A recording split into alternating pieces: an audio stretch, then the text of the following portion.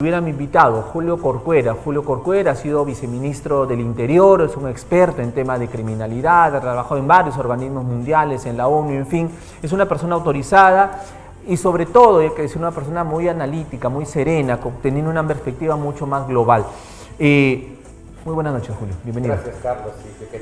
Yo soy trujillano, yo he crecido acá y de primera mano he visto cómo la ciudad ha cambiado, ha pasado de alguna manera a tener indicadores más violentos, y en Lima muchas veces se sorprenden de ciertos niveles de violencia, pero son muy parecidos a los que Trujillo tuvo 2007, 2008. Ahora, corrígeme tal vez en cuanto a las cifras y las estadísticas. Por el tema poblacional, yo diría que estamos peor que Lima. ¿Es así? En el tema poblacional, sí, hay ciertos indicadores concretos y efectivos y digamos, que no dejan nivel a dudas. Lima tiene un aproximado de 78 denuncias por extorsión por 100.000 habitantes. La Libertad tiene 241. Entonces, más allá de la opinión, ese es un dato concreto y exacto, estadísticamente comprobable, que se agrava si tenemos en cuenta que el análisis lo estamos haciendo a partir de las denuncias y tenemos que tener en cuenta que la mayoría de casos no se denuncia. Entonces, la situación es peor todavía. Y si hablamos de extorsiones y homicidios. Y si hablamos de organizaciones también y criminales, porque yo sé que a veces se suele hablar de una organización criminal y suele pensarse La Libertad o Trujillo como una, pero acá hay varias unidades criminales operando al mismo tiempo, más allá de lo que el discurso público pueda aparentemente decir o posicionar, ¿no? Correcto. Ahora, el tema de la criminalidad hizo caer a Dina Boluarte. Sin duda. El tema de la criminalidad arrinconó a José Ercegui también, porque las estadísticas yo consideraba que eran igual o peor que la misma Dina Boluarte. Entonces queda clarísimo que este tema de la inseguridad ciudadana está pesando mucho en los políticos, porque ha desaprobado a los presidentes de la República, desaprueban a este Congreso, desaprueban a las autoridades regionales. Entonces es un tema que pesa mucho, muy gravitante ahora. Yo creo que además podríamos darle una lectura adicional a este elemento. Pongámoslo en una visión de análisis en contrario censo. Si Gerí hubiera encontrado algunos logros o algunas victorias reales concretas en el tema de la seguridad, probablemente le habrían perdonado chifas y le hubieran perdonado todo, ¿no? O sea, probablemente el nivel de aceptación hubiera estado por encima de alguno de estos escándalos. ¿Qué es lo que ocurre? Es que la situación de la seguridad pone en jaque no solo la estabilidad, digamos, y la tranquilidad de los ciudadanos, sino la estabilidad de la democracia en sí misma, porque en escenarios en donde el crimen controla el territorio, también tiene la capacidad de marcar la pauta de quién hace campaña y tiene la capacidad de marcar la pauta quién podría influir en el voto popular. Hay que tener en cuenta una cosa, y a mí, Carlos, me preocupa severamente esto. Nosotros estamos en el contexto de lo que va a ser probablemente la campaña política más violenta de nuestra historia republicana. A eso iba, o sea, la criminalidad, y ya lo habíamos advertido hace mucho tiempo, la criminalidad va a trastocar este proceso electoral, y ya lo está haciendo. Sin duda, claro. Ahora nosotros solemos pensar a veces, hay una cosa que es un pésimo indicador. Hace años atrás, cuando una persona recibe un atentado o era víctima de algún hecho, era un hecho lamentable. Hoy día como que nos estamos acostumbrados. ¿Qué quiero decir? El atentado a un microbús en Lima o en Trujillo ya no es noticia. Ya no es simplemente como que ya pasa como algo cotidiano, y eso es lo peor que nos pueda pasar. Acá los trujillanos hemos llegado al extremo de que cuando escuchamos un dinamitazo en un negocio, en una casa, no, han dinamitado una casa, ¿no? O sea, lo que antes nos horrorizaba y nos espantaba, ahora lo hemos visto. Lo que pasó hace poco en una discoteca era como una anécdota, y no es una anécdota porque nosotros hablamos de estadísticas, de datos, pero detrás de esa estadística y esos datos hay huérfanos, hay viudas, hay personas que han perdido sus hijos, y no es un tema menor porque es un tema que se ha multiplicado y es cotidiano. Correcto. A ver, por favor, pongamos las imágenes del Congreso. Les estoy escribiendo al interno, pero no me entienden. Pongamos las imágenes, no quiero verme yo en pantalla, no me quiero ver. Ya la gente me conoce, con humildad. Pero quiero las imágenes del Congreso, que ahí está la noticia. Pensemos como periodistas, ahí está la noticia. Y escuchemos al especialista acá en la mesa. Les agradezco muchísimo, vamos al interno, cualquier cosa que pase al interno, inmediatamente por acá, por el oído, me lo hacen saber. ¿Correcto? ¿Estamos? ¿Entendimos todo? ¿Sí? ¿Sí? ¿Estamos bien? Listo, perfecto, muchas gracias. ¿Qué tal esas indicaciones al aire? ¿Qué te parece? Parece que es la determinación que necesitamos del Ejecutivo para poder también cambiar las circunstancias y la realidad que tenemos enfrente. Efectivamente. Pero ahora, hablábamos de la campaña de la campaña. Los candidatos se están viendo presionados, amenazados, extorsionados, también están pagando su cupo, tienen que pedirle permiso a la organización criminal de la jurisdicción para que puedan hacer campaña. Estamos llegando a esos niveles. En determinadas zonas hay ciertos vasos comunicantes y en algunos casos, yo sé que ahora todavía es muy pronto, pero en el análisis va decantándose. En las últimas elecciones, en el trabajo de investigación que hemos desarrollado, y en el libro que publicamos hace poco de extorsión, el negocio del miedo, aparecen casos concretos de personas que han sido detenidas por la policía como extorsionadores, no presuntos, detenidos y procesados como extorsionadores, como candidatos, por ejemplo, al Parlamento, por citar un caso. Ya no hablamos de un actor criminal que financia a un candidato, hablamos de personas que han sido identificadas como actores criminales o por lo menos han sido intervenidas como la policía como tal. Pero hay una parte que a mí me parece sumamente importante destacar, que es ¿qué están planteando los candidatos respecto a este tema? Lo digo ¿por qué? Porque a veces por darle una salida práctica, un comentario populista, el debate no suele aterrizarse en propuestas de fondo. Exacto. ¿No? En propuestas de fondo. Y siendo el caso de la libertad, el tema central, siendo además un tema que tiene más de 2 décadas en nuestra región, este es fundamental, porque si no hay seguridad no hay desarrollo, o el desarrollo se vuelve un desarrollo permeado por el miedo, permeado por el riesgo y permeado pues por esta tolerancia a lo que no debemos tolerar. Además, lo que me parece importante, Carlos, es quien debe tener miedo es el delincuente, no los ciudadanos, no la señora que vende moliente, no el señor que... El día de mañana, justamente, con el Instituto Videnza y la Cámara de Comercio de La Libertad, tenemos un evento en donde los candidatos al Senado y demás vamos desde Videnza a presentar, yo voy a participar directamente con Luis Miguel Castilla, alguna serie de propuestas que hemos discutido con un conjunto de expertos en Lima, y vamos a escuchar también a los candidatos al Senado y vamos a retroalimentar esto porque nos parece un ejercicio sano, un ejercicio democrático y un ejercicio de fondo, además, en ánimo de contribuir a este Esas espacio. iniciativas ciudadanas son las que se requieren, ¿no? De que los candidatos expliquen qué piensan hacer y se lo explican a los especialistas, o sea, se explican a los que saben, ¿no? Para que puedan de alguna manera sincerar finalmente cada una de sus propuestas. Yo creo que dentro de la región, quienes mejor pueden comprender lo que pasa en la libertad son precisamente las personas que estudian el tema desde acá, que lo viven, que lo combaten. Y aquí yo hago un llamado de atención a la academia. Digo, ¿cuántas universidades hay en Trujillo? Todas estas deben producir investigación con sus mismos investigadores, porque tienen el fenómeno enfrente y las universidades tienen un segmento dedicado a ese. Es un rol que la academia de alguna manera ha descuidado. Trujillo tiene una historia larga de producción intelectual, de poetas, de académicos, y eso no puede perderse, y por el contrario, en tiempos de más universidad no puede ser posible que haya menos investigación. Efectivamente. Finalmente esa es la razón de ser la universidad. Sin duda, sin duda. Y aquí aquí tienen profesionales. Yo he enseñado en universidades trujillanas, he enseñado en la Universidad Nacional, enseño en la Universidad de Lima, y yo puedo dar fe que la calidad del recurso humano no tiene nada que envidiarle. Sí hay un sistema de oportunidades que promover, y de alguna manera en la expertise que hemos recogido y que hemos discutido con diferentes profesionales, con los colegas de Videnza, estamos justamente poniendo al servicio, porque hay un problema de fondo. ¿Qué pasa si pensemos en un ciudadano de bien, noble y bien intencionado, quiere aprender esos temas, quiere estudiar esos temas, no tiene dónde, Carlos? Y esa es una invocación también al sector privado para que contribuya a que este espacio se desarrolle. Efectivamente. Ahora puede haber investigaciones que pueden darnos pues un panorama claro de la realidad, de la realidad cruda y dura, dicen, ¿no? Sí. La investigación finalmente es eso.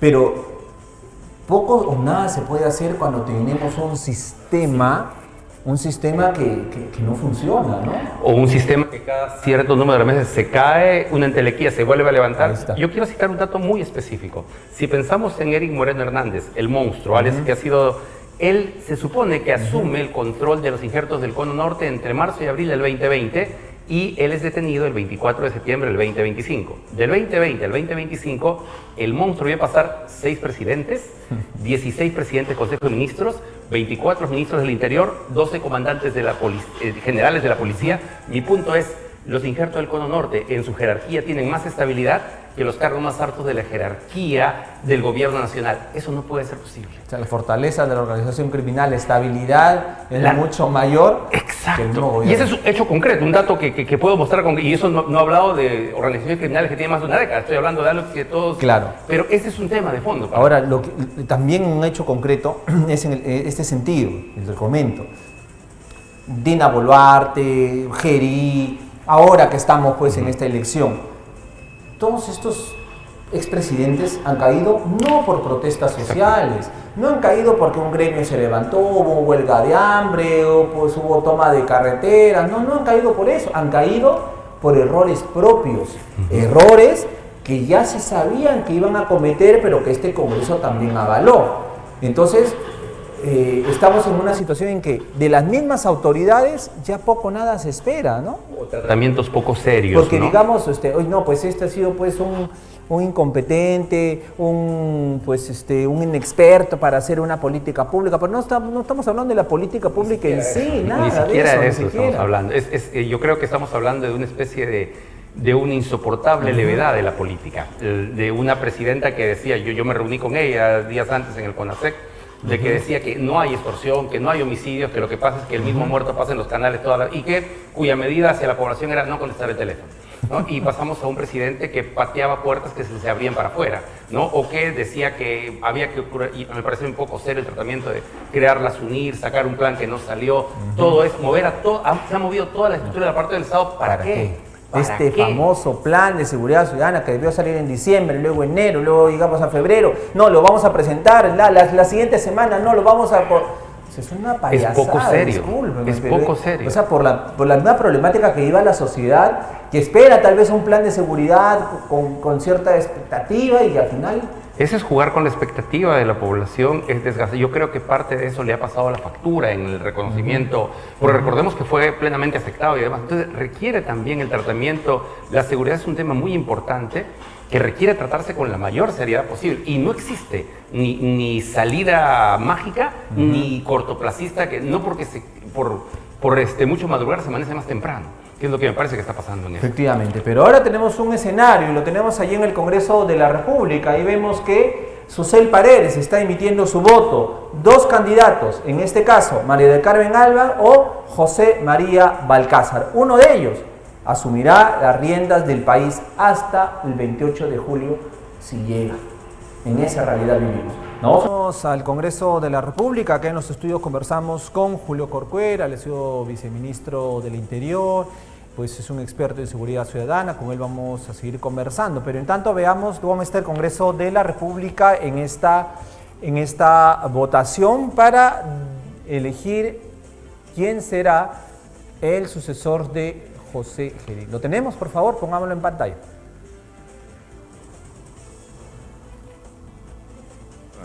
El audio directamente.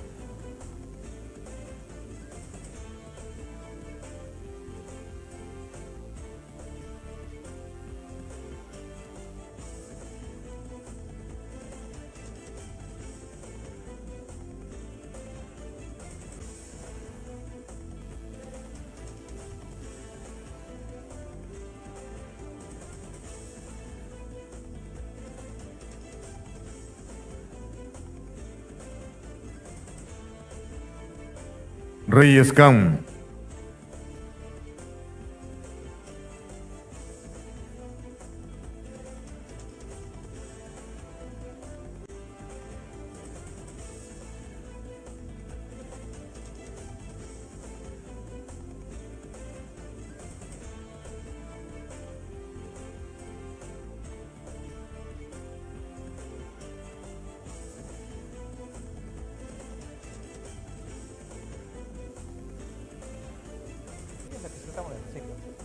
Vamos, ¿tengo audio ahí al aire?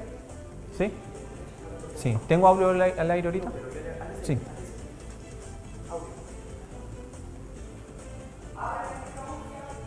Raimundo Mercado. Bien, tenemos allí la elección, ya está por terminar. Y vemos ahí a la señora María del Carmen Alba, que estaba vestida de azul y vemos que camina de un lado, de a otro, conversa con uno, conversa con otro. Entonces hay tensión en el Parlamento. Julio, María del Carmen Alba y José María Balcázar, Acción Popular y Perú Libre. Uno de ellos dos va a ser. Yo creo que la situación, la suerte está echada, ¿no? Yo creo que en verdad que salvo algo que salga del patrón de discusión de todo que se ha desarrollado en toda la tarde, es lo más seguro que María del Carmen Albas Robles siga en la Araujo. candidatura de la presidencia en estos 5 meses. Lo que queda claro es, o lo que queda plantear es, cuál va a ser el reto de quien asume estos 5 meses, teniendo en cuenta que tenemos una elección, teniendo en cuenta que a diferencia de otras elecciones, tenemos una multiplicidad de organizaciones criminales peruanas, pero tenemos organizaciones criminales internacionales operando en el Perú como nunca antes ha operado en una variedad. Hay organización criminal albana, está el Comando Bermelo, el primer Comando Capital, tenemos a las FARC, tenemos a 2 carteles mexicanos claramente identificados, además del tren de Aragua, Layones y Antitrenes. Hay una diversidad de actores criminales que a veces cuando uno habla de este tema parece que estuviera hablando de una película, pero no, esto está ocurriendo y hay evidente evidencia del mismo. La extorsión es millonaria, ¿no? Ese es un tema muy importante. Antes, Django, por hablar de un actor criminal, asaltaba un banco y tenía dinero. Los actores criminales actuales son millonarios. Al jorobado se le calculó en utilidades anuales 25 millones de soles y 11 empresas fachadas. Si de ese 25 millones de soles destinara el 10% a corrupción, estamos hablando de 2,5 millones de soles. Y es la capacidad económica que tiene que para atacar, digamos. Exacto. Y estamos hablando de sus utilidades en esas empresas fachadas.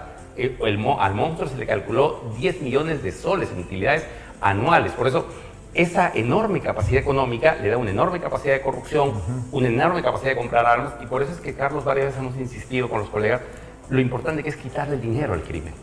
Más que porque uno le quita, digamos, o atrapa a sus sicarios, contratan otro. Le quita sus armas, compra otra. ¿Sí? Pero cuando uno le quita su dinero, los ahoga. Yo escuchaba en una conversación hace muchos años atrás, recordaba que un general de la policía dice, a los criminales se los golpea de 2 maneras. El dinero y sus mujeres. Sí, es cierto.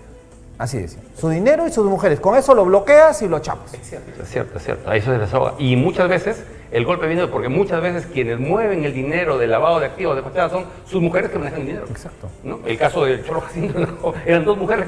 El mismo Eric Moreno Hernández, ¿no? Claro. O John Pulpo. ¿No? Es el entorno siempre el que uno tiene que ver, pero la ruta y la búsqueda del dinero no se logra rompiendo puertas, rompiendo chapas, sino que el dinero tiene su propia dinámica de trazabilidad. ¿Y cómo entender, por ejemplo, que este Congreso, que en ese momento estamos mirando que están votando por una nueva figura presidencial, de normas, no sé qué opinión tengas tú, de normas que debilitan justamente eso, ¿no? El tema de la prescripción, el tema del colaborador eficaz, o sea, más que cuidan, como que cuidan al delincuentito, ¿no? Pobrecito, ¿cómo le vas a quitar sus bienes? ¿No? Yo creo que sí hay normas que han debilitado. Yo estoy en eso totalmente, que a todas las podemos empaquetar pro crimen, no estoy tan seguro, porque yo tengo ahí un punto de crítica. Estas normas tienen como punto el 2023, entonces pongamos el tiempo espacio 2023. ¿Quiere decir que se dieron estas normas y luego vino el crimen? No, el crimen viene desde atrás. Claro. Que las normas es el combate más difícil, es cierto. ¿Saben por qué lo planteo de esta manera? Porque tampoco le vendamos a la población el discurso de que sacamos las normas y la realidad se cambia. No es tan así. Pero claro. sí debilitas. Exacto. O sea, no es que con la norma vas a acabar o exactamente. No es así. Pero, por ejemplo, una figura clave, importantísima, que se creó justamente para quitar el dinero de las organizaciones criminales italianas e italoamericanas era la extinción de dominio. Pero ha ocurrido que yo estoy de acuerdo en que la extinción de dominio exista y opere y retire el dinero de los actores. Yo estoy totalmente de acuerdo, pero también acepto la crítica que dice que se ha usado esa extinción de dominio, por ejemplo, para detener a una empresa de transporte. Sí, claro, es el caso de X. No claro. tiene sentido Claro. eso, ¿no? O sea, pero como todo hay errores, pero que por 1, 2, 3, 4 casos no te vas a tirar toda una norma que finalmente afecta a toda la sociedad. Pero aquí viene lo importante de que los operadores de justicia no desnaturalicen la esencia y la razón de ser de la norma. La norma se creó para combatir el crimen transnacional organizado y se mantenga en esa línea. Entonces, mi punto es, por eso digo, sí, yo estoy de acuerdo que debilita, pero tampoco es que a rajatabla todo esto hay que darle los matices del caso. En eso estoy totalmente de acuerdo. Y yo creo por eso el tema de la colaboración eficaz. Es un tema importante que yo tengo. O sea, hay varias cosas en verdad que tampoco yo creo que debilita hasta el otro extremo. Pero ¿qué es lo que ocurre? Yo creo que hay un sistema de intereses, hay un sistema de lobbies, pero también hay variables de desconocimiento público, incluso, y lo digo con enorme respeto, Carlos, por algunos colegas que ejercen el periodismo a nivel nacional, que no necesariamente plantean el debate en los términos más, y además me parece importante precisar algo, ¿no? Es cierto que hay algunos colegas que son expertos en crimen organizado, eso es muy cierto. Lo que hay que decir cuando participan en el debate público es que también son defensores de organizaciones criminales. Lo digo ¿por qué? Porque su posición tiene un sesgo, y es normal que lo tenga, pero es importante dar y mirar esa dimensión. Claro, y no solamente, y yo también tengo a veces esa observación, no es que solamente sean abogados de la organización, sino son abogados también de presuntos personajes metidos en actos de corrupción. Por ejemplo. ¿No? Y luego salen y dicen, no, hay que luchar contra la corrupción, a ver un minutito, y con ese San Benito me tiene harto de decir, no, es que nadie es culpable hasta que se le demuestre lo contrario. No puede... Pero hay ciertos problemas estructurales también que hay que mirar. Miren, en el Perú hay 2.692 empresas de seguridad privada. De ese universo, no todas son empresas que funcionan realmente para la seguridad privada, sino algunas de ellas son fachadas para tráfico de terrenos, para la desviación de armas ilegales, etcétera, etcétera. Entonces, ¿por qué lo planteo? Porque ese es un sector en el cual hay que trabajar. En el Perú hay aproximadamente 137.000 policías y según el Ministerio del Trabajo, 140.000 agentes de seguridad privada, es decir, tanto como policías. En la importante masa de actores de seguridad privada hace que la seguridad privada sea un actor importante y fundamental en la construcción de la seguridad pública. Y aquí hay que trabajar también a partir de lo siguiente. Construcción civil ha sido un área que bastante afectada por la extorsión, por ejemplo. ¿Y qué ocurre? Grandes sistemas empresariales de construcción civil han terminado, en vez de teniendo recursos para combatir el crimen, entiende un bodeguero, pues qué va a hacer si se ve afectado, pero una empresa millonaria que tiene recursos para combatir el crimen, que busque delincuentes plantados, que busque hacer acuerdos, que alimente al monstruo por dentro, luego sufre las consecuencias de este mal. Entonces, claro, la responsabilidad es múltiple. Lo que ha pasado con la minería ilegal aquí, por ejemplo, ¿no? O sea, la minería ilegal no hubiera crecido si es que no hubiera sido financiado por los formales. Sin duda, exactamente. Y luego, cuando en algunos casos concretos que todos conocemos, cuando han financiado actores criminales y el criminal le ha quitado su labor minera, así han respondido. Ahí han respondido, ayúdame Estado, manda policía, exacto, manda militares. Después de que ellos lo metieron en el negocio. Ese pasó? tipo de cosas hay que mirarlas con un sentido crítico en altura. Y respecto a eso yo quería mencionar el caso de la experiencia italiana, porque en Italia, por ejemplo, para quitar el dinero a las organizaciones criminales, Italia crea una guardia de finanzas, una guardia especializada en microeconomía 1, o sea, buscando justamente entender la ruta del crimen, claro, que deja un rastro, el YAP, Splines, claro, deja un rastro. Y esta Guardia de Finanzas no depende de los Carabinieri, que sería la Guardia Civil, depende del Ministerio de Economía y Finanzas italiano. Es como si el Perú tuviera una Guardia de Finanzas en el BCR o en el MEF para recuperar la plata de los activos criminales. Esa variable también la tiene Estados Unidos, por ejemplo. Y es algo que hay que mirar porque no siempre se le gana la batalla al crimen rompiendo más puertas, es más efectivo quitarles más. Por eso es que el principio es follow the money. Hay, Carlos, permíteme, una web que justamente Evidencia ha promovido, que se llama propuestasdelbicentenario.p, y me dirijo aquí a todos los candidatos al Senado y a la Cámara de Diputados liberteños. Ingresen a esta página propuestasdelbicentenario.p, pueden encontrar en Evidencia también, y hay un capítulo de seguridad ciudadana, y ahí va a encontrar una serie de propuestas debidamente fundamentadas, y revíselas, critíquelas, coméntalas, porque la idea de lo que venimos haciendo con la Cámara de Comercio, lo que se está promoviendo desde Evidencia es justamente enriquecer el debate con ideas de fondo y poder contribuir al mismo y al desarrollo de la región, sin duda. Efectivamente, pues. Para ir terminando esta interesante conversación, ¿qué le queda por hacer a quien salga electo presidente? Este va a parecer un tema menor, pero no lo es. Primero, llevar bien las elecciones, porque la tendencia de la región es preocupante. En México han asesinado a 37 candidatos en el 2020, 37 candidatos y 66 actores políticos, asesores. En Ecuador murió un candidato presidencial hace poco y todos recordamos el que murió en Colombia. La noticia es la muerte del candidato presidencial, pero no se han hablado de muerte de concejales y demás. La tendencia en la región es ir a espacios electorales con tendencia de violencia. No tenemos que estar en campaña, en la libertad es un tema además muy sensible. Todos sabemos que a vísperas de Navidad muere una regidora, hay atentados, ha muerto un juez. Primero hay que garantizar un proceso electoral que no se vea obnubilado por la violencia. Y segundo, con plena urgencia, sobre todo en los lugares más afectados, detener esto de las sicariatos y atentados, ¿no? Ahora, y para ir concluyendo, las organizaciones criminales, las mafias, ¿están financiando campañas? Sí, sin duda, y apuestan a más de un actor. Están financiando y en algunos casos están involucrados totalmente. O sea, hay un trabajo que de por medio... O sea, como se dice, no solamente están poniendo el huevo en una sola canasta. No, el crimen se mueve y se adecúa a donde puedan encontrar. El crimen no es ideológico, el crimen es absolutamente hiperpragmático, ¿no? Y donde puedan ellos apoyar, y si no es que apoyan, puedan buscar cómo permearlo. Por eso es que debe trabajarse, por eso es que es tan importante quitarles el dinero, porque ellos se acercan al actor político, al posible político, por el dinero. Y el actor político lo recibe por el dinero, no por otra cosa. Sí, pues hay candidatos que a veces incluso mira sus declaraciones juradas y no, o sea, ¿Y de no dónde? tienen el dinero suficiente, o sea, tienen el dinero suficiente como para vivir, Claro. ¿no? De manera tranquila, pero de ahí a invertir, hacer una campaña, no hay forma. Claro, pues. o había que ver cuántos actores políticos llegan con un cierto determinado patrimonio y salen con patrimonios que no se justifican. O sea, el presidente que acaba de salir creo que dejaba a claras luces evidencia de lo mismo, ¿no? Provecho, ¿ah? No, claro, y O sea, eso no o sea, es- es abismal, después de haber sido presidente de la Comisión de Presupuesto, Y justamente, yo ¿no? he tenido el honor de trabajar varios años en Naciones Unidas, de ser viceministro, y yo conozco muchas personas que yo sé por los rangos que han ganado mucho menos que yo, pero tienen patrimonios que yo no sé cómo explicarlo. no se alcanzan. No, para mí sería imposible, absolutamente imposible. ¿no? Y Pero- como tú estás, y poniendo como ejemplo, o sea, el hecho de haber trabajado en organizaciones mundiales, internacionales, multilaterales, y tener 1, 2, 3 trabajos, o sea, sí, uno tiene que tener y no alcanza. ¿y cómo hacemos? Ah? Tal vez somos malos administradores. Tal vez es eso.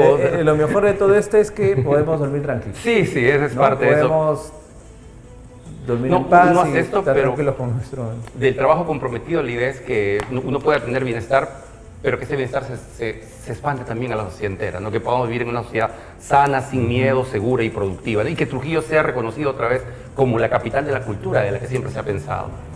Vamos a terminar con esto justamente porque, como bien dices, Trujillo, tu ciudad, tú has recorrido Claro. varios países en el mundo. Me imagino que de hace unas décadas atrás, al igual que yo, orgulloso de Sin Trujillo. duda, Y claro. ahora orgullosos, pero con mucha vergüenza ajena, digo yo. Con la convicción de que podamos tiempo después poder escribir una historia distinta de nuestra ciudad, ¿no? Eso va a depender de los ciudadanos. Sin duda. Eso va a depender de los Y de los ciudadanos. candidatos, mañana por favor tenemos este evento, todos están invitados, participen porque es Perfecto. un espacio importante para poder compartir. Yo mismo voy a participar y compartir ideas y compartir medidas que independientemente de la tienda política puedan contribuir a un Trujillo mejor, más sano, más seguro y más productivo. ¿A qué hora va a ser en la Cámara de Comercio? Mañana 8:30 en la Cámara de Comercio de la Libertad, en el auditorio principal, aquí ubicado en Junín, me parece que es la calle. Sí, Junín, sí, sí. Y ahí podamos Entre encontrar. Junín e Independencia. Sí, exactamente. Dan ahí la mismo. vuelta a Junín. Ya ahí nos Ahí encontramos queda. todos. Muchísimas gracias.